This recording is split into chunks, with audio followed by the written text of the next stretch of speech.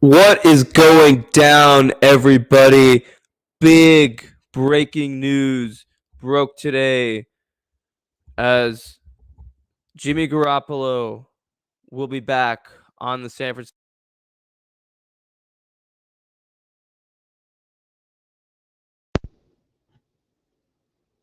What is going down, YouTube? It is your boy, Danny G TV in the house. Just had to come on here and make a live stream because we got big news breaking today.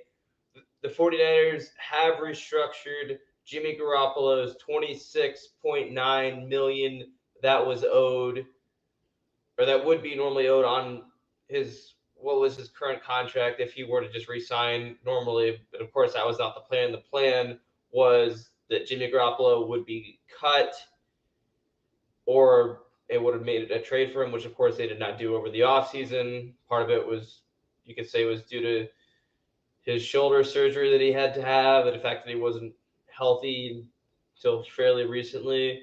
But I'll tell you what, this is exactly what I wanted to happen. I knew that Jimmy Garoppolo would be the absolute best insurance policy should anything happen to Trey Lance. So that's why I'm thrilled that the 49ers restructured Jimmy Garoppolo's $26.9 million owed, and he will now, he's got restructured to a 1-year deal worth, I believe, 3.6 million. And of course, assuming he's just the backup for Trey, he will only make 3.6 million. But if somehow anything were to happen to Trey, he could make up to 16 million, depending on how many games he plays and whatnot. So that was absolutely the perfect thing the 49ers could have done, the best case scenario. And would like to say hello to David from Colorado, who's in the chat. Don't know how long I'll be on here, but I will post a link to the live stream if anybody would like to join and chime in. I'm going to start doing more live streams, especially with the season upcoming. But I just had to come on here because absolute big breaking news broke today. And there was other talk that they were worried that Jimmy Garoppolo might go to the Seattle Seahawks and possibly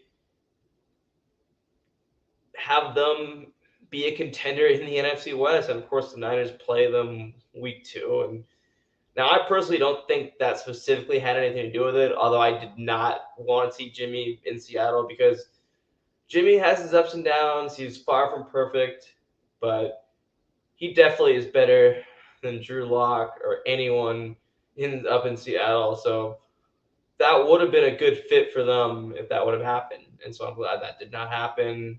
With all the Deshaun Watson suspension stuff going on, of course, Jacoby Brissett is a backup in Cleveland and he's going to start. But there was talk before that maybe they would have traded for him. Of course, that did not happen. And then there was a bunch of other possible options. And so there's also a no trade clause in Jimmy Garoppolo's contract. Now, that means that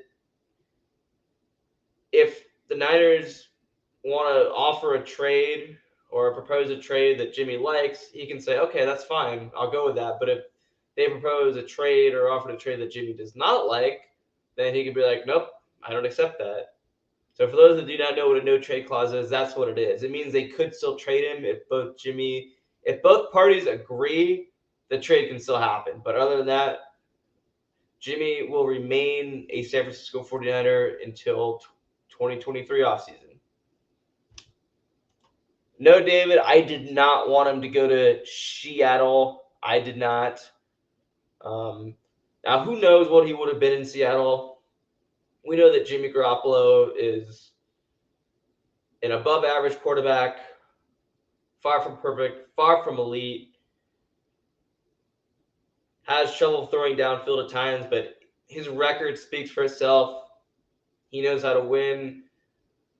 Now, Jimmy Garoppolo, it's like a tale between just two different types of quarterbacks because he's really good at times. Like in that Saints game, he single-handedly helped the 49ers win a 48-46 shootout in 2019. But then in the playoffs in that year, he kind of regressed, and the Niners, of course, ran the ball a lot more.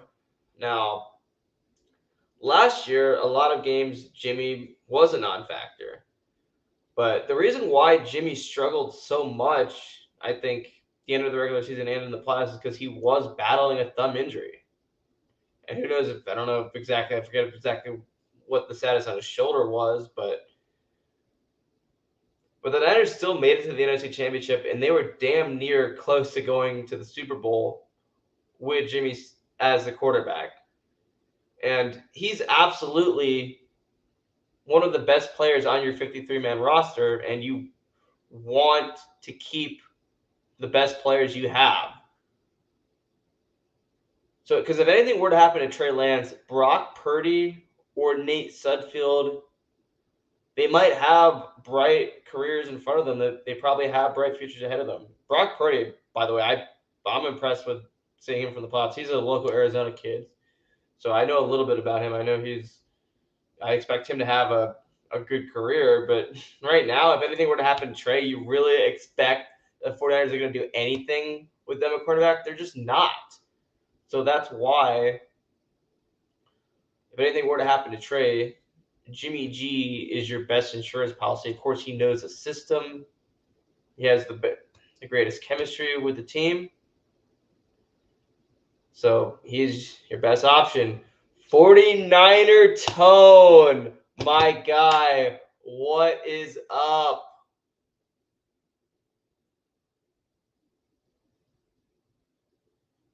Says Danny G. Yep, Danny G TV is in the house. Best thing for us, backup plan if anything happens to Trey. Also got his cost down. Still got third round comp. Shit, it's a win-win. Yep. And yeah, of course, I touched on that. Yes, did bring the cost down. So let's see, it's 3.6 million. Is verify that's what I have. Okay, it's my bad. It's 6.5 million guaranteed. Okay, and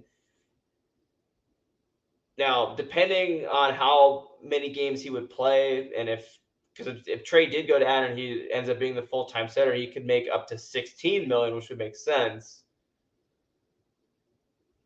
And if somehow like Trey's just out for a little bit and he starts, a few games, he'd make, of course, somewhere in between 6 million and 16 million. But now Jimmy's contract, I think, was ridiculous at first. As good as he was at the end of the 2017 season, and I definitely think they, should have signed him to like a 2-year deal, but his contract definitely was a little much. And like, I wanted Jimmy to be the backup all along to Trey, as unrealistic as I thought that would have been. But I just didn't think the costs made sense. I didn't think Jimmy would want to restructure, but I thought that Jimmy would just want to wait for whatever team he could be the starter on. But I also kind of had a feeling that Jimmy just had such a good relationship with the whole locker room, specifically, with George Kittle and Trey too. There's, of course, you watch, a lot of the behind the scenes videos. Jimmy and Trey have become, great friends last year, and Jimmy gets to be now a mentor to Trey as the starter, which is going to absolutely be so beneficial to Trey. Yep, Super Bowl dreams are definitely still out there, of course. Like, that's the thing. You have two quarterbacks that are capable of winning you a Super Bowl. Now, I know Trey's going to basically be a rookie going into his second year where he only started a couple games. So to say that he could make it to the Super Bowl, you might say is unrealistic. But I personally now, of course, Jimmy should have been the starter at the end of the year last year and into the playoffs. But I honestly felt that I think that when Jimmy struggled a little bit, like such as in that Titans game, I think he should have been pulled, and I think Trey should have gotten an opportunity to come in that game, for example. But I think what led to a lot of Jimmy's mistakes, like some of the boneheaded interceptions, some of the bad plays in general, was due to him battling that thumb injury and his shoulder injury. So I think that maybe Trey should have at least got some reps if he was the healthier quarterback last season, at the end of last season and in the postseason. But because Trey, if somehow he would have been in there last year, he could have won the Niners Super Bowl. He just absolutely could have, and of course Jimmy could have as well. And like I thought at the end of last year, the only way that Jimmy would at least be on the team, and I thought in that sense it would be a backup, is if we did win the Super Bowl. I didn't think there was any scenario, and no one else really did either, that we wouldn't win the Super Bowl and somehow Jimmy would be back. But like I said all along, I would have definitely wanted Jimmy's insurance policy because who knows what will happen to Trey? Injuries happen. Football is such a rough game. Now, one thing I don't think is going to happen unless Trey just absolutely terrible in like the first 3 games is I don't think there's any scenario where he gets benched and Jimmy's just the starter again. Like Trey would absolutely have to be completely awful for that to happen. There's just no way. Now I just don't get the Trey Lance hate because I hear that a lot. Like, oh, he's not ready yet. Like he's literally started 2 games in the NFL and he's 1-1. Like, what do you expect? It's just absolutely ridiculous. But 49er Tone, man, it's really great to have you on. 49er Tone is an absolute legend. Sub him up. Yeah, we still got to go to a game, brother, sometime, or tailgate sometime. Next time I make a trip out to Levi's, I'll hit you up for sure. Make a trip out to the Bay Area for a game. 49er Tone, I've known him since I was 12 back in 2009 and made videos back on my very first channel. It's a long time member of the Niner Empire community here on YouTube. And yeah, I've been on here for, oh yeah, hit that thumbs up. Thanks to David in Colorado. Oh, by the way, David in Colorado, I am going to be going to that game in Denver week 3 on September 25th. I will be there. Yes, absolutely. Going to meet up with some people I met here on YouTube back in 2009. Well, mainly BJ, Jay Cutler on GTube, which Tone you might remember. And I don't know if AJ, when you just go by Wrong Soldier, I think might be there as well. Oh, I definitely will. Yeah, especially if I tailgate at all. My uncle lives there, so that'll be very convenient for me. That's actually a trip that I've like planned like kind of for a while actually, because I've wanted to see that stadium, and of course Russell Wilson's starting for the Broncos is going to make that game very interesting.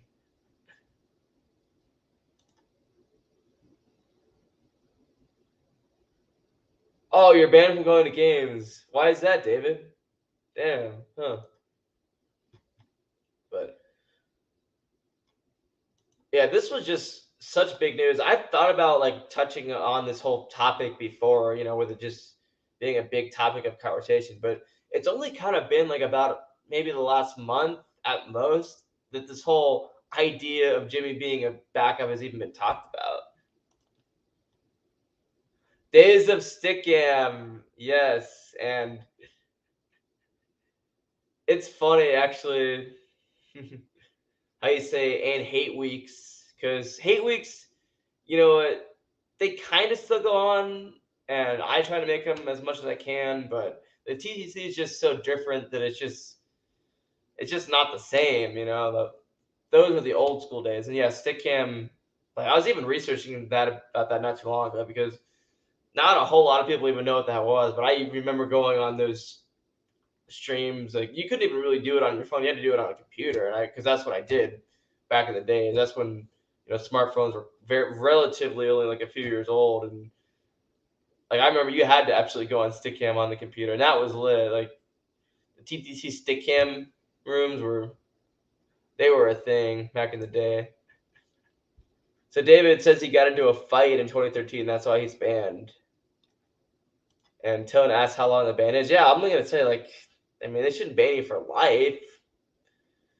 I mean, definitely ban someone for like a little bit of time. Give them like a year or two suspension if it's a fight, and maybe depending on like the circumstances on it, of course. But that's just a lifetime. If it's a lifetime ban, like oh, that's way too much.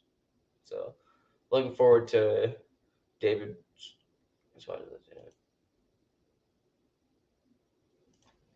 Um, all right, awesome, Tone. Thank you so much for tuning in. Appreciate you still listening. I'll probably be on for like maybe like 10 or so more minutes, and I got to go to bed soon because I worked a little bit early. But appreciate we got 3 people watching. We had 4 people a little not not too long ago. So thanks to everyone for tuning in, and of course Tone, sub him up right there. Actually, I don't know if you can't just click on his thing on I don't know how it works, but for that Tone, look him up, sub him up. He's the man. Thanks for tuning in, brother, and shout out to David in Colorado, of course, as well. But yeah, like I was saying, like this whole topic of conversation of Jimmy being a backup to Trey Lance is only as much as I have like thought about it for since the offseason. It's only been a topic of conversation in a serious note in like the last like maybe month at most.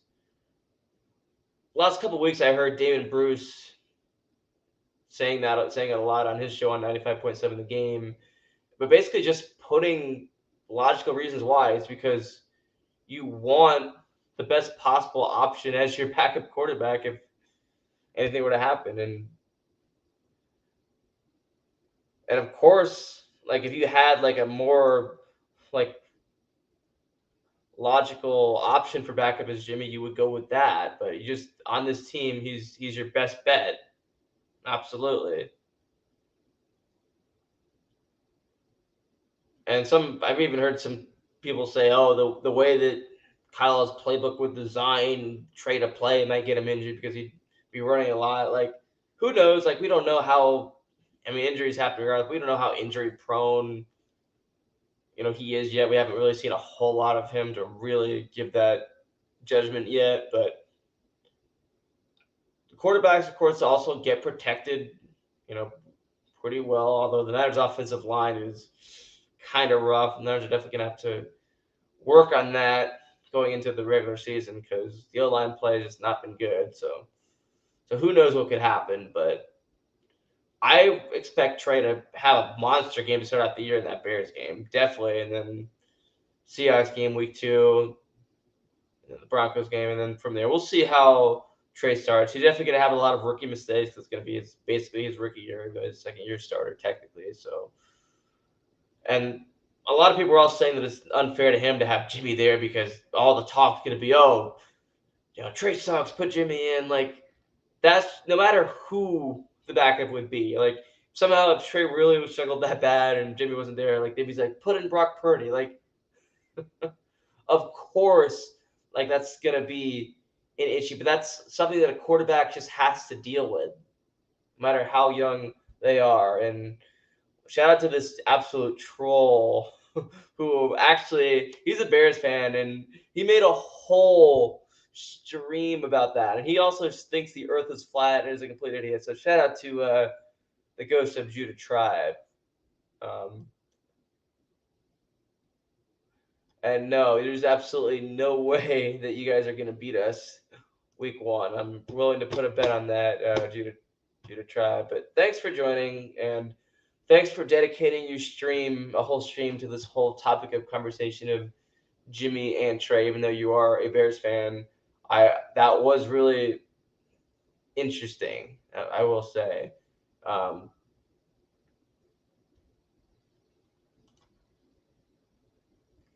well, I do like his progression. Again, we have not had that much of a sample size at all of him per se. So I really do not get the whole people saying, "Oh, he's not ready yet." Like he's like him occasionally struggling in practice against an elite defense like the Niners defense should not surprise anyone. Like before Jimmy had like played the best that he did back in 2019, there was topic of conversation that he was absolutely playing terrible in practice, and he ended up going to the Super Bowl that year. So I just did not buy into the talk of he's not ready yet because he struggled in practice. Like you got to take the training wheels off at some point. And no, Judah, that's not why they signed him to the deal. They signed him for an insurance policy because injuries happen, and Brock Purdy or neither Brock Purdy nor Nate Sudfeld had what it takes for the Niners to be a Super Bowl contender if anything were to happen to Trey. Now, if anything happened to Justin Fields, the Bears might not really care who their backup options were because the Bears, your team, is not a Super Bowl contender like the 49ers. That's just what it is. Like, I don't get, like, that's just such simple logic. It just is. Like, and somehow, okay, that has nothing to do with it. And plus, his contract is literally being restructured from 26 million to 6 million. Okay, so yeah, he's the highest backup in the league, but that's what an insurance policy basically is. I mean, he's a high. I don't really get what your point is, actually, to be honest with you. That's basically exactly like what it is. Insurance policy. He's the highest paid backup in the league. Yes, that's what an insurance policy literally is. So, okay, we'll see about that, Gino Tribe. We will really see.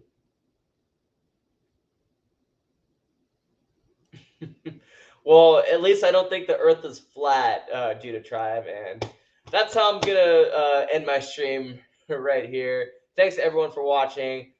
Thanks to yes, the Ghost Judah Tribe, but more importantly, thanks to David in Colorado, and thanks to 49er Tone, longtime friend, for joining as well. I work early in the morning. I would say for longer, but I gotta cut it short now. But again, thanks everyone for tuning in. I'll make some more videos and maybe make some more streams, and we'll get into this a little bit more. But the energy is out. Good night, everybody. Peace.